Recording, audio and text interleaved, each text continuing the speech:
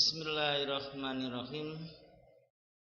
Assalamualaikum warahmatullahi wabarakatuh. Alhamdulillah, pada siang hari ini kita dapat bertemu pada perkuliahan untuk mata kuliah teori organisasi menggunakan metode hybrid. Sebelum kami sapa dulu Bapak-bapak Ibu dosen pendamping, apa kabarnya? Pak Haris, Bu Vivi, Bu Mira. Semoga pada siang hari ini kita semua dalam keadaan sehat sehingga dapat melakukan kegiatan perkuliahan hybrid untuk mata kuliah teori organisasi. Pun tidak lupa kami sapa rekan-rekan mahasiswa semuanya. Apa kabarnya rekan-rekan mahasiswa dari STI Telkom Kartosura?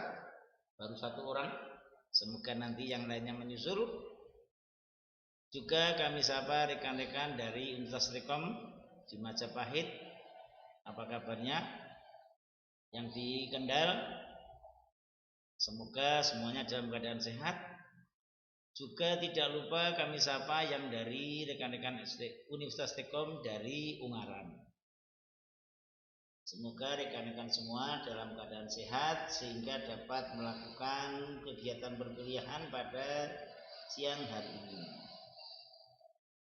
Baik rekan-rekan, untuk perkuliahan teori organisasi pada hari ini, hari Jumat tanggal 17 November 2023, kita memasuki pertemuan yang ke-10. Alhamdulillah. Dan untuk pertemuan pada kali ini kita mengambil materi pokok bahasan tentang budaya organisasi. Sebelum kami membahas lebih mendalam tentang permasalahan pokok materi budaya organisasi, seperti biasa kami sampaikan tujuan pembelajaran dari kita mempelajari bab ini. Adapun tujuan pembelajarannya adalah setelah mempelajari bab ini diharapkan mahasiswa mampu mendefinisikan tentang budaya organisasi. Yang kedua, mahasiswa mampu memahami dan mengerti ciri-ciri budaya organisasi. Dan yang ketiga, mahasiswa mampu menjelaskan faktor-faktor yang mendukung perubahan budaya organisasi. Dan yang terakhir, mahasiswa mampu mengidentifikasi dan menjelaskan karakteristik budaya organisasi. Baik rekan-rekan mahasiswa semuanya, kita masuk pada pembahasan tentang materi pokok bahasan budaya organisasi. Saya ingin mengajak rekan-rekan mahasiswa untuk mempelajari budaya organisasi di sekeliling kita. Saya yakin bapak-bapak dosen pendamping, rekan-rekan mahasiswa pernah masuk pada kantor perbankan. Saya yakin mesti pernah. Pertanyaan saya, apa yang ada di benak saudara ketika saudara masuk di kantor perbankan? Apa kira-kira? Semua dilayani dengan maksimal. Anda pakai mobil di tempat parkir, tukang parkir sudah menempatkan mobil pada yang paling tepat. Anda masuk dalam ruangan sudah disapa dengan halus, "Mari Pak, mari Mbak, apa yang bisa saya bantu?" Di sana tidak bisa membedakan antara orang yang cair hutangan atau orang yang mau nabung atau orang yang mau mendepositokan uang. Semua dilayani dengan baik. semua dengan pelayanan yang maksimal. Akan beda lagi ketika saudara melakukan misalnya PKL atau kunjungan kerja kuliah lapangan ke perusahaan tekstil. Di sana ada banyak karyawan di pabrik dengan irama kerja yang monoton, mesin-mesin yang serba otomatis. Anda bisa merasakan bagaimana keluh kesah daripada karyawan itu. Jadi kalau karyawan-karyawan di perusahaan manufaktur, pabrik-pabrik itu ketika ada kunjungan begitu, ya mereka responnya seperti itu. Akan beda lagi misalnya saudara datang ke perusahaan pertambangan atau perusahaan konstruksi gitu. Perusahaan konstruksi yang semuanya bekerja dengan mesin, semuanya bekerja dengan alat-alat berat, suasananya akan beda. Nah, begitu juga ketika saudara masuk dalam lingkungan kampus Universitas Telkom, kampus STI Telkom yang di Semarang, yang di Ungaran, yang di Kendal maupun yang di Kartosuro, saudara akan melihat suasana kampus yang seperti ini. Nah, dari contoh-contoh Pak Jairani tadi tergambar apa yang ada di masing-masing organisasi yang saya contohkan tadi.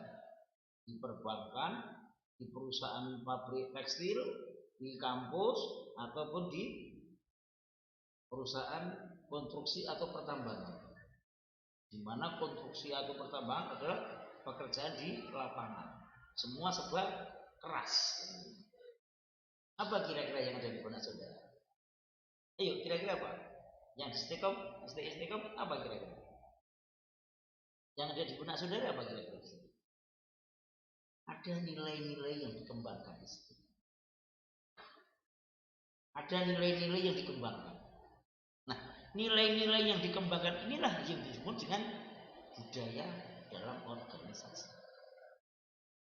Nilai-nilai yang bersifat umum, yang disepakati bersama dan berlaku untuk semuanya. Kalau yang namanya nilai-nilai yang dikembangkan di dunia perbankan, kantor-kantor perbankan, apakah itu bank pemerintah, bank swasta nasional, atau mungkin BPR atau BMT, semua pelayanan yang maksimal, semua pelayanan yang paripurna. Karena apa? Menjual jasa. Tetapi akan berbeda dengan ketika saudara di perusahaan tekstil tadi atau perusahaan manufaktur yang karyawannya banyak berhadapan dengan mesin yang monoton seperti itu, mereka akan terbawa budaya untuk apa adanya yang di hadapan itu. Berbeda lagi dengan kawan-kawan atau saudara melihat nilai-nilai yang dikembangkan di perusahaan pertambangan atau perusahaan konstruksi, sana keras, semua serba keras. Nah, dari nilai-nilai yang berkembang, yang diakui yang menjadi ciri khas dalam suatu organisasi, inilah yang dinamakan budaya organisasi. Organisasinya sama, tetapi punya nilai-nilai jati diri yang berbeda. Karena apa? Visi misi mungkin berbeda. Tujuan organisasi juga berbeda. Sama-sama perbankan, sama-sama menjual jasa keuangan. Tetapi antara bank pemerintah, bank swasta nasional, BMT, BPR, dan koperasi akan punya perbedaan. Monggo, yang lainnya sudah maju. Nah, nilai-nilai yang berlaku untuk umum, inilah yang dimaksud dengan budaya organisasi. Pertanyaan selanjutnya, Pak, bedanya budaya dan perilaku organisasi apa, Pak? Kira-kira apa? Kalau budaya organisasi itu memang ditanamkan oleh organisasi yang diturunkan dari visi misinya, kemudian dari bagaimana kegiatannya dalam rangka untuk mencapai tujuan organisasi. Monggo, silakan masuk. Tetapi kalau perilaku organisasi ini merupakan interaksi dari nilai-nilai individu. Nilai-nilai individu yang dikembangkan sesuai dengan konteks tujuan organisasi. Enggak, silakan. Yang lainnya masih ada enggak? Oke, kita lanjut ya. Nah, nilai-nilai yang dominan dalam organisasi, dari budaya organisasi tadi itu fungsinya apa kira-kira? Fungsinya adalah dalam rangka untuk membangun jati diri organisasi. Kalau seandainya lembaga keuangan, perbankan, pakaiannya pakai pakaian jin misalnya, ketika hari-hari tertentu, mungkin kalau pas free booking ya kayak jin, tapi ketika hari-hari resmi di perbankan nggak nyambung. Tapi di perbankan rata-rata kebanyakan saudara bisa melihat pakaiannya rapi-rapi, pakai basi, pelayanannya halus, gitu kan? Beda dengan di perusahaan konstruksi, beda di perusahaan pertambangan misalnya.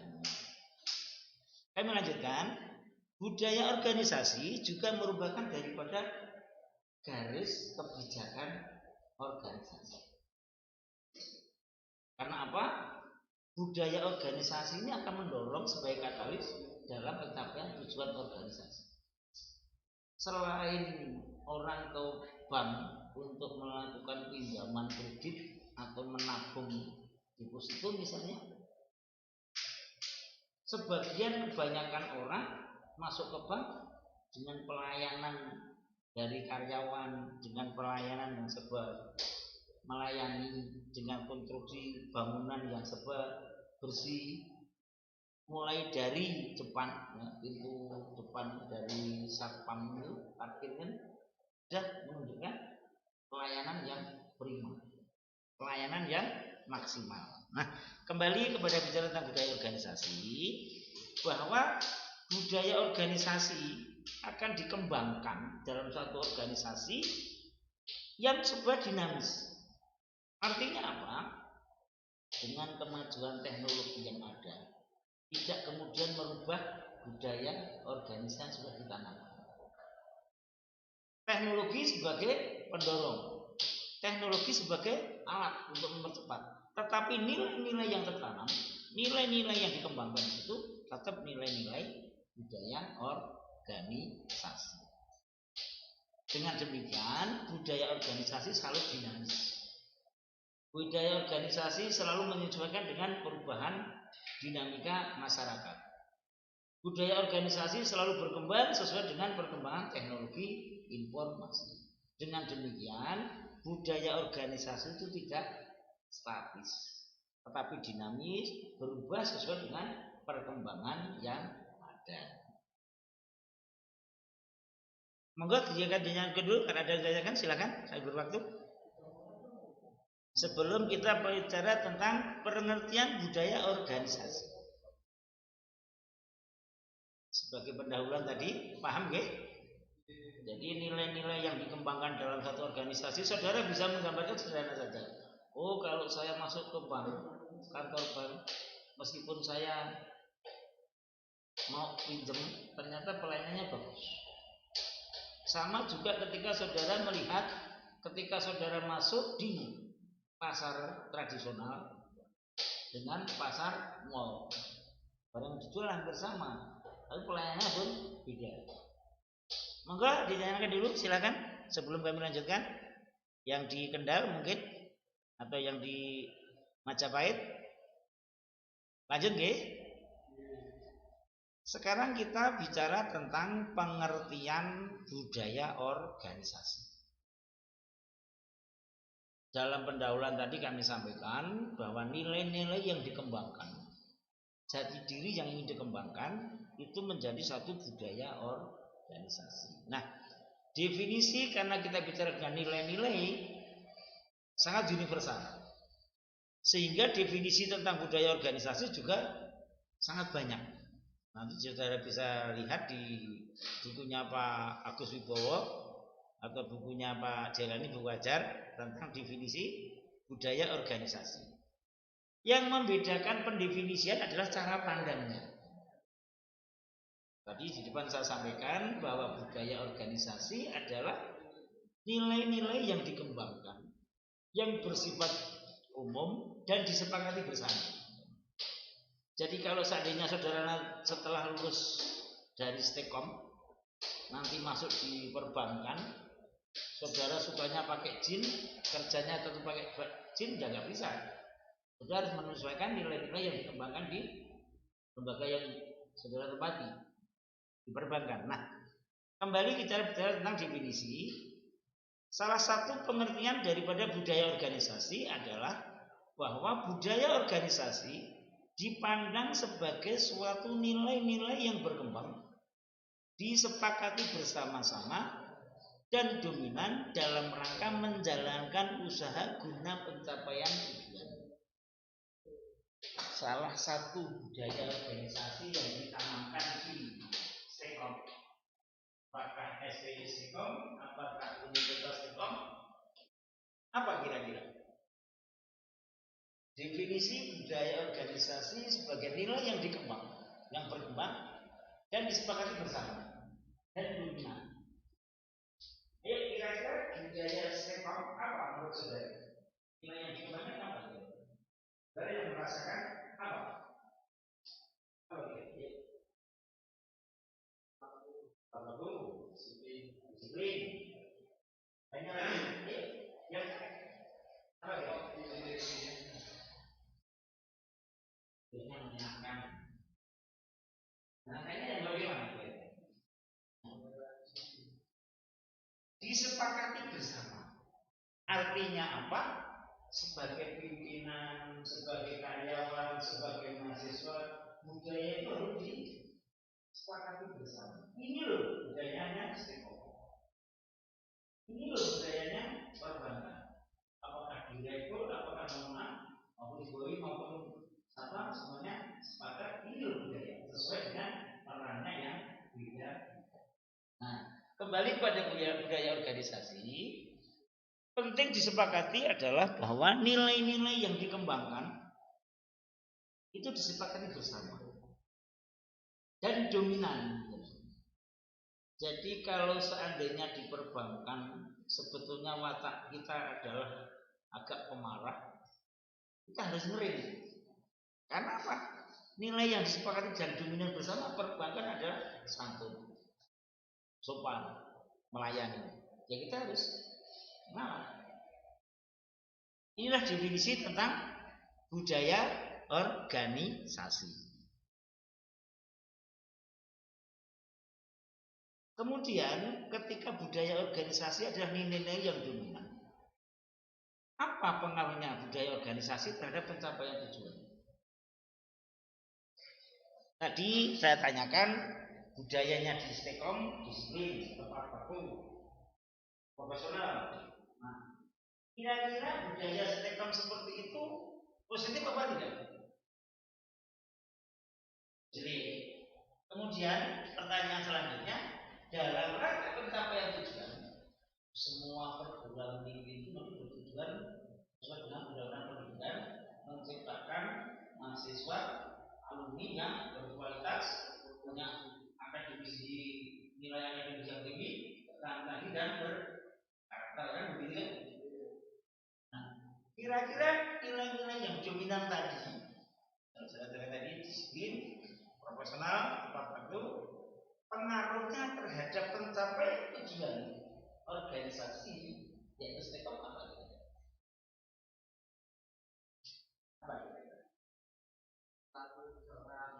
Ya, istirahat terus lainnya. Nanti banyak pada suara. Itu jadi kerja suara. Ayo, kira-kira gimana? Jadi kalau saudara disiplin, tepat waktu, profesional sebagai mahasiswa, diharapkan saudara nanti kan jadi alumni sarjana dan Stekom kan berkualitas.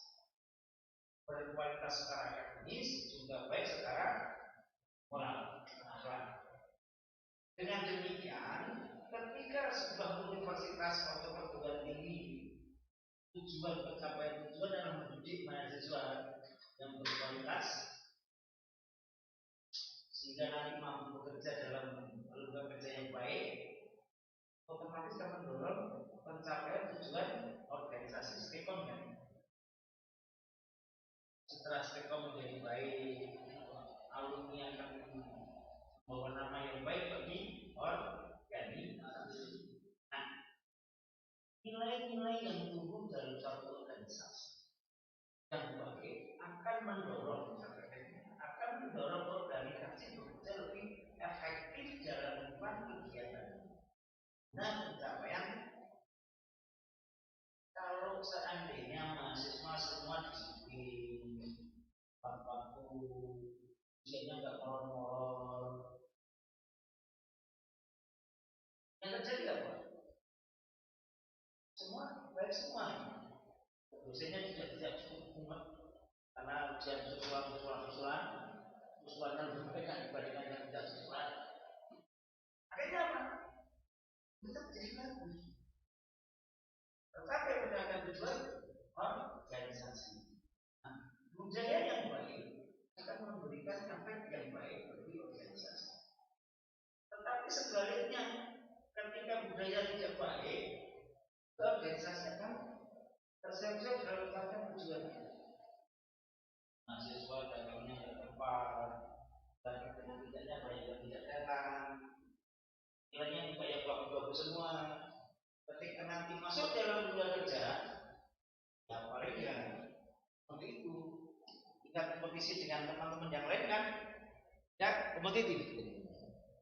Nah, pengaruh dalam organisasi, pengaruh budaya dalam organisasi, yang pertama adalah untuk mempermudah pencapaian tujuan seperti yang diuraikan Pak Jalil tadi. Yang kedua, bahwa budaya organisasi ini akan mengembangkan organisasi secara keseluruhan. Kalau mahasiswa di tingkat ini kalau master 1 ya, tingkat 1 ya. Di master 1 bagus. Yang datang kedua, kedua juga bagus. Sehingga organisasi menjadi lebih berkembang. Institusi menjadi lebih besar. Dengan demikian budaya organisasi akan menjadi semacam katalis dan menjadi semacam pupuk dalam mengembangkan organisasi. Pengaruh yang ketiga apa kira-kira? Pengaruh budaya organisasi terhadap pencapaian tujuan organisasi apa kira-kira? Yuk. Tadi teknologi informasi, kemajuan teknologi, globalisasi tidak mengurangi budaya yang dikembangkan, tapi justru akan mendorong budaya itu menjadi lebih dinamis. Nah, dalam pengaruh budaya organisasi dengan kemajuan teknologi dan globalisasi saat ini, kira-kira apa terkait dengan pencapaian tujuan organisasi? Apa kira-kira? Ayo, satu aja. Yang Putri, ayo satu saja. Apa kira-kira? Kemajuan teknologi informasi globalisasi karena apa? Budaya kalau tidak ditanamkan dengan dominan di dalam satu organisasi, orang kadang lupa diri. Saudara ketika dari SMA dulu, sekarang kuliah, kadang belajarnya budaya mahasiswa. Tetapi ketika budaya itu masih mengakar, saya jadi mahasiswa, saya akademisi, seorang akademis, sehingga nilai-nilai yang saya kembangkan adalah dalam koridor saya bebas beli, tapi tetap bebas yang terarah. Bebas beli, tapi bebas yang bertanggung jawaban, gitu kan? Anda kan merasakan budaya yang saudara rasakan ketika saudara kemarin masih SMA, SMK, saudara masih di atau ya kan? Tidak seragam misalnya, ya kan? Kamu seragam ini kan? Nah, seragam. Nah, terus sekarang kan ada urusan, ya kan? Mau kamu silahkan ya ini, tapi kan yang bertanggung jawab. Nah, kembali pengaruh budaya organisasi terhadap pencapaian tujuan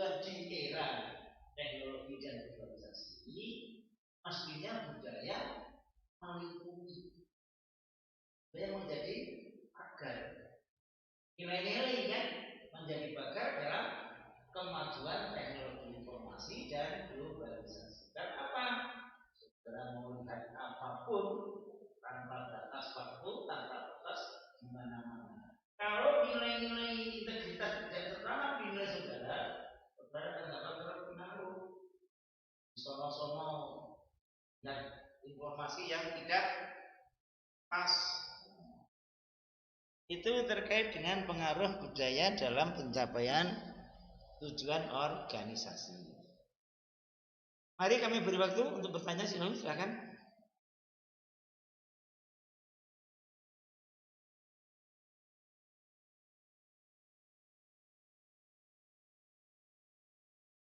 Tidak ada? Nah, tadi Pak Jalani sampaikan terkait dengan pengaruh budaya organisasi terhadap pencapaian tujuan. Yang lebih rinci bagaimana budaya organisasi dalam pencapaian tujuan adalah yang pertama,